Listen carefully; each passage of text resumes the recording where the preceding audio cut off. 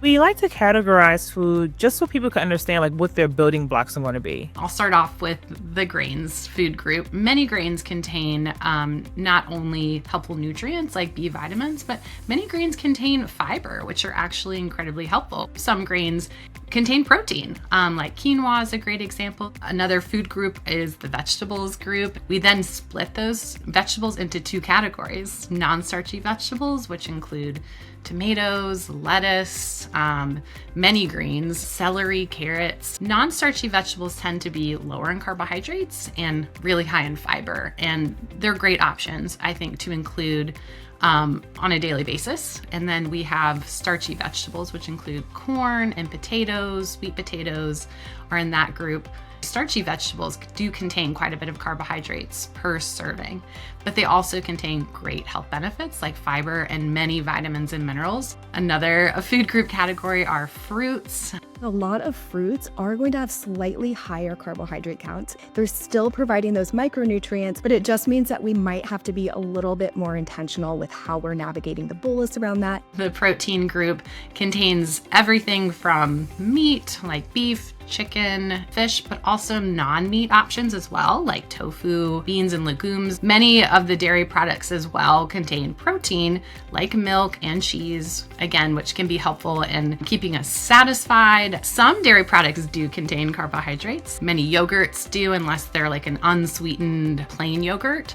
All types of milk, except for some of the non-dairy milks, which are also in this category as well, typically contain carbohydrates. So reading labels can be really helpful with just learning a little bit more about what you're eating and how it impacts you. Fats all chemically share roughly the same composition, but the reason why some are saturated or some are not are just literally the bonds within the chemicals.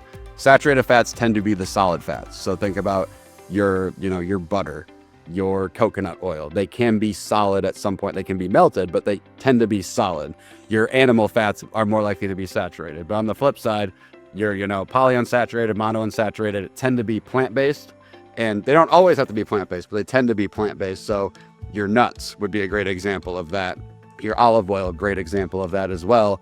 If you're eating fat and protein along with carbohydrates, you may not always see the impacts of the carbohydrates you're eating until later, because protein and fat tend to digest much more slowly than carbohydrates. And if you're like me, when you have a low blood sugar, your brain tells you all you need to do is eat, eat, eat. My tip is to opt for snacks that are higher in fiber, protein, and fat, because these nutrients take longer to digest. Like nuts or cheese or granola, to help curb that craving, and it'll also help prevent sharp sugar spikes in the end, and prevent some hyperglycemia afterwards from overeating too. A lot of ways that we've typically thought of nutrition, especially for diabetes management, is to just focus on just the healthy stuff and not really think about some of the fun foods. So sweets, your typical what you would expect, right? Your cookie, your cake, your ice cream, anything that's going to most likely be made up of simple carbs, and then typically has a fat source associated with it. And while a lot of people will say, oh, never have them,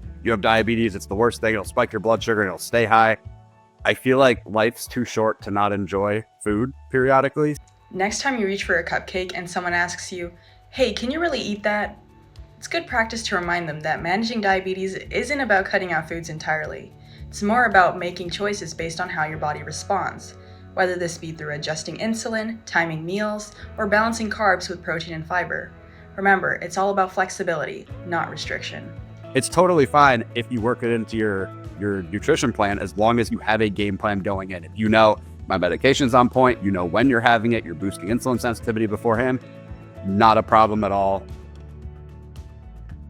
People with diabetes can drink alcohol, but if you want more information on that, go check out the Partying with Diabetes series. I feel like the best choice as far as hydration is always water, because it's so easy.